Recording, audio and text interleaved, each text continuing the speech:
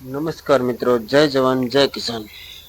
આપણે આજે આવી ગયા છીએ જુવાર કાઢવા માટે. જે જુવારના કહડા છે એને કાઢવાનું કરી દીધું છે ચાલુ. જોઈ શકો તમે આ જંગીર કંપનીનું હલર છે, જે અમારા ગામના જીતુભાઈનું છે. આ હલર છે એ એકદમ સરસ રીતે કામ કરે છે. એમાં પાછળથી તમે કાચો માલ નાખો એટલે ડાયરેક્ટ જુવારનો ઢગલો થાય. અને ટ્રેક્ટર દબાય તો જીતુભાઈ એટલે એનો ઓર છે એ ઓછો કરી રહ્યા છે. ઓટોમેટિક ત્યાંથી ઓર લઈ લે છે. જુવાર જો તગારા લેવા નથી પડતા, ડાયરેક્ટ ઉપરથી નીચે ઢગલો થાય. અને જુવાર પણ એકદમ સરસ ચોખ્ખી આવે છે મિત્રો, જોઈ શકો તમે. તો મિત્રો આ હલરનું કામ બહુ સરસ છે. કોઈને જુવાર મહુવા તાલુકાની આજુબાજુમાં કઢાવવાની હોય તો કોમેન્ટમાં નંબર આપી અને કોમેન્ટ કરજો. ખાસ તમને હું જીતુભાઈનો નંબર પણ આપી દઈશ. અને મિત્રો હાલ જો વાદળાનું બહુ બળ છે વરસાદનું, એના લીધે ઝાર જલ્દી કાઢવી પડે, નકર અને વધારે હજી સુકવવાની હતી. પણ હવે જો આપણે જુવાર કાઢ્યા પછી 3-4 દિવસ સુકવશું. હાલ જે માવઠાની આગાહી છે એના લીધે આપણે ઝાર કાઢવાનું 5 દિવસ આ કહડા સુકાણા, પણ હજી બરોબર નથી સુકાણા. એટલે થોડુંક હલર વધારે હાલ છે, પણ જુવાર કાઢી નાખીએ તો આપણે પછી વરસાદના લીધે ઢાંકવા કરવામાં સરળતા રહે. ઝાર આવી ચોખ્ખી આવે એકદમ મિત્રો.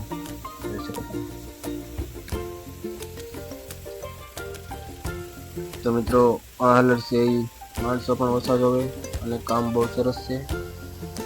અને આ હલરમાં જો કાઢી છે એ ઓટોમેટિક રીટર્ન ઓરાતું જાય છે. આ બાજુ આપણે કાચો માલ જે નીકળે બાકીનું જે કચરું એ આ બાજુ એના હવાઈ હશે, ત્રણમાંથી ભેગે છે. એકમાં એકદમ ઝીણું ફેંકે, એકમાં મોટું અને એકમાં એનાથી મોટું, એ રીતે. એટલે ઝાર ચોખ્ખી એકદમ સરસ થાય છે. આ આપણી ઈચ્છાકોટલાની વાડીની 10 વીઘાની ઝાર કાઢી દઈએ છીએ. હું તમને છેલ્લે બતાવીશ કેટલી કલાક હાલી એ. અને જુવાર એકદમ સારું કામ છે આ હલરનું જુવાર કાઢવામાં. આ જુવારમાં મિત્રો એકદમ ધાણા, જીરું, ચણા, જુવાર, બાજરો આ બધી જ વસ્તુ નીકળે. એરડી સુધી, એરડીથી નાની વસ્તુ જે છે એ બધી જ વસ્તુ આ હલરમાં નીકળે છે. તો મિત્રો તમે જોઈ શકો આ રીતે ચાલે છે. આપણે ખાલી પાછળથી ધાબળી જ નાખવાની રહી, બાકી બધું હલર ઓટોમેટિક એની મેળે કામ કરે છે. જોઈ શકો તમે આ રીતે ચાલે છે. મિત્રો આ રીતે ધાબળી ભરી અને અમે કહડાને ઈકળ સાથે લડેલી છે. કારણ કે જો ઈકળ સાથે ન લડીએ તો જે આપણે ગાય ભેંસ માટે જે સારો આપણે બાકીનો જે જુવારનો વધે એ સારાનું કામ કરવામાં બહુ તકલીફ પડે. ઘર ભરવામાં તકલીફ પડે, ફરી પછી આપણે ગોડાઉનમાં નાખવામાં તકલીફ પડે, પૂળા ઉપાડવામાં તકલીફ પડે, પૂળા વાળવામાં તકલીફ પડે. એટલે આપણે કહડાની સાથે એની ઈકળ લઈ લઈએ એટલે સારનું કામ એકદમ સહેલું થઈ જાય. એની તો અત્યારે જોઈ રહ્યા છો જ્યારે આપણે અડધી નથી પૂરી નીકળી, અડધામાં થોડી ઓછી નીકળી છે. એટલો ઢગલો થયો છે અને આવી ઝાર છે મિત્રો, જોઈ શકો તમે. આપણે દેશી એસીઓ ઝાર છે. લોકો ખાવામાં પણ આનો ઘણો ઉપયોગ કરે છે. અમારા પાસેથી પણ ખાવા માટે લઈ જાય છે. બાકીનું જે આપણે જાય છે ગાય ભેંસના ઘાસચારામાં હોવાય છે. આ વાવે અને એનો લગભગ ચારા માટે આ જુવાર 70 દિવસમાં કમ્પ્લીટ થઈ જાય. એકદમ પૂળા વળે એવી 5 ફૂટની હાલવાની. એટલે જાજુ આનું બિયારણ છે ચારામાં જાય છે વધારથી, અને 5-10% ખાવામાં પણ ઉપરે છે. તો મિત્રો આપ જોઈ રહ્યા છો આ રીતે હલરમાં જે વધારે દાબ પડે તો જ્યાં ઉપરથી બારી ખુલે અને ફરી પાછું એમાં રિટર્ન જતું રહેશે. અને કાંધો પણ અહીંયા જ આવી જશે પાછું, તમે જોઈ શકો. આ રીતે ચાલે છે. પછી અહીંયા કાંધો આવે છે, અહીંયા ગરમ દ્વારા અહીંયા કાંધું ભેગું આવતું જાય છે. આ પાઇપ છે ગરમનું, આ પાઇપમાંથી કાંધું રિટર્ન ફરીવાર ઓરાતું જાય છે. આ રીતે જોઈ શકો છો. બહુ સરસ કામ છે આ હલરનું. અને તમે જોઈ શકો આ રીતે અહીંયાથી કાંધું પાઇપમાં જાય, પાઇપમાં કન્વર દ્વારા અહીંયા પાછળ આવે છે. જોઈ શકો તમે.